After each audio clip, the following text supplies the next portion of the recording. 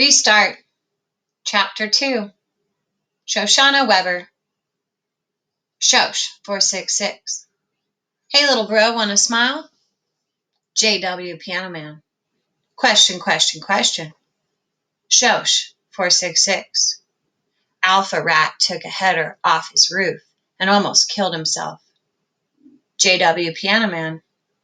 By almost, you mean ... Shosh 466. Sorry, still alive, but supposedly messed up. Just got out of the hospital yesterday. J.W. Piano Man. Any chance Beta and Gamma Rats fell with him? Shosh 466. Nope. Solo performance. Don't get greedy. Smiling yet? J.W. Piano Man. Now who's being greedy? I exit messages and call Joel because I'm worried about him. I'm always worried about him. He's my younger brother. 14 minutes younger anyway. But if he thought Chase Ambrose falling off his stupid roof onto his stupid head doesn't bring a smile to Joel's lips, then something is seriously wrong. Besides the usual, I mean. Hey, he answers. Even in that single syllable, I can pick up the discouraged tone in his voice. He's angry and homesick, and who can blame him? It's not like going away to boarding school was his first choice, or even his 20th. Is Melton getting any better? I ask, almost afraid to hear the answer. That's Melton Prep and Musical Conservatory in New Britain, Connecticut. What can I tell you? It's exile. I don't argue with him. How can I? Joel's a talented musician who belongs in a place like Melton. But that doesn't change the fact that he'd still be at home starting 8th grade at Hiawassee if it weren't for what happened. How are the other kids? Okay, he replies without much enthusiasm. All losers, just like me. I'm probably not going to get picked on, if that's what you mean. There are no pickers here, only pickees. That bugs me. You're not losers. You're there because you're winners. You have talent. There's a reason why I can't live in my own town, and it has nothing to do with playing the piano. It's Alpha Rat, and you know it. If he fell off a skyscraper instead of his own roof, I'd be on my own way home right now. I have to let that pass, because it is the bitter truth. Chase Ambrose and his 2 disgusting friends hounded my poor brother out of town. The thought of it amazes me, even though I saw it happen. I still can't figure it out. Chase isn't Darth Vader or Voldemort. He doesn't have the Force or dark magical powers. And yet he, Aaron Hackamane, and Bear Bratsky made Joel's life so miserable that my parents had no choice but to find him a school in another town. We tried to fight it. My dad spent so much time in the principal's office that would have made sense for him to leave a change of clothes there. But nothing could be done about the bullying. Most of the time, there was no way to prove who was doing it. A random foot tripping, Joel in a crowded hall, a shoulder rammed into his chest, and then him sent sprawling. Sorry, man, didn't see you. Dog poop pushed in through the vents of his locker, his clothes mysteriously disappearing from the changing room to be replaced by a rabbit suit. When a science project wound up smashed, or a painting ruined in the art room, it was always Joel's. On the night of the talent show, when the fire alarm was pulled, it was during Joel's piano performance. It started with just Chase, Aaron, and Bear. Eventually, though, it spread. The other kids, well, they couldn't help but notice that every time someone was making a fuss or protesting, stuffed into a locker or mummified with toilet paper, it was my brother. Before you knew it, Joel was the school's victim and the school's joke. His life was practically unbearable. Who do you blame? The principal? Dr. Fitzwallace? Did what he could, but most of the time there wasn't any evidence. Sure, he made the occasional try. There was a time Chase chucked a lacrosse stick at Joel's bike and the butt end got jammed in the spokes. Joel went flying over the handlebars and wound up with a sprained wrist, a black eye, and a nasty scrape along his jaw stretching from chin to ear. There were plenty of witnesses to that one. Dr. Fitzwallace was all set to throw the book at Chase, a long suspension, the works. The school board overruled him. They agreed it was wrong to throw the stick, but insisted that Chase couldn't have predicted it would result in serious injury. Ha! The real reason was that Chase was the town's sports hero, and the son of the last town sports hero. Chase's dad had a lot of admirers on that board, and my family didn't.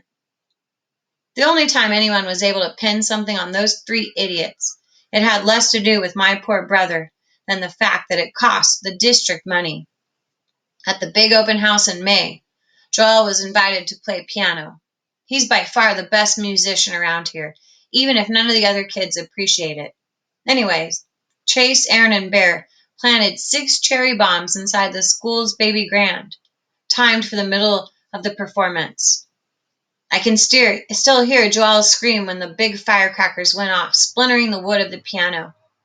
I think that's part of what makes him such an irresistible target for the Chases of the world. They know they can always get a reaction out of him. After that, Joel couldn't even walk down the hall without a bunch of football players making fun of how scared he was. We were all scared, but it's only Joel they remembered. The irony is that the case against Chase and company had nothing to do with the attack of my brother. No, it was the damage to the piano that got the administration upset enough to bring it to the police. The juvenile court judge sentenced Chase, Aaron, and Bear to community service at our town's senior citizens' home. As if the elderly deserved that. You think Chase would leave Joel alone after all that? It would have made sense. But sense has never been an alpha rat quality. So my parents found a new place for Joel, because as long as that bully was around, my brother would never be safe. Joel was probably right, that if Chase had fallen off a skyscraper instead of just a roof, he'd be able to leave Melton and come home. Sometimes I feel like I should be up on that tall building, pushing Chase over the side. But that would make me no better than him. And I am better. Everybody is. The night before the first day of school, my dad always used to take Joel and me to Heaven on Ice, which is one of those self-serve frozen yogurt places. Even though Joel and I are twins, our dessert strategies are totally opposite. I get vanilla yogurt with just a handful of chocolate sprinkles. Joel prefers a thimbleful of yogurt and 99% toppings. It's a competition to see who can load up the most weight. I don't want to go this year. Come on, Shush, my dad wheedles. It's a tradition. All your friends will be there. Not my best friend. He gives me a sad smile. So you and Joel are best friends now? When he's home, you two fight like cats and dogs. He should be home now. I know Dad's trying to help, but I'm determined to be miserable. We've been over this a million times. This is the best thing for Joel. Whatever the reason is, he's there. He'll learn to love Melton for the music program. In the end, I let him talk me into going. Mom and Dad are worried enough about my brother. I don't need them stressing over me, too. It's weird to be at Heaven on Ice without Joel. I see Hugo and Mauricia, and the first question they ask is about how Joel's doing. The way they say it, it's like he's been shipped off to the moon, not Connecticut. I don't want to deal with the whole sob story again, so I changed the subject and asked them about camp. They both went to sleepaway camp this summer. Right when Hugo was telling me about his life and death struggle with a pup tent, I spot him. The jerk. The worst person in the world. Chase has a few small cuts and bruises on his face, although nothing like what I was hoping for. His left arm is in a sling, but that's about it. He's standing in front of the row of yogurt dispensers with a timid look on his face, like he honestly can't decide what flavor he wants. Isn't that classic? The kid who feasted on Joel, chewed him up and spit him out, can't make up his mind between strawberry banana and rum raisin. Too bad they don't have poison. He must feel me glaring at him because he glances up and catches my eyes. He looks right at me at first, which is insulting enough. And then he does something so horrible that I can barely believe it, even from the likes of them. He casts me a shy smile. All the anger that's been building up inside of me since Joel left for Melton rises to the surface like magma. Before I have a chance to think about it and stop myself, I stalk over to Chase. I get right in his face and I tell him, "You've got some nerve grinning at me after what you did. You stay out of my way or you'll be sorry." I take my beautiful vanilla yogurt with chocolate sprinkles, dump it over his head, and sweep out of the store. My father's in conversation with one of the other dads and almost misses me storming past. "Done so soon?" he asks.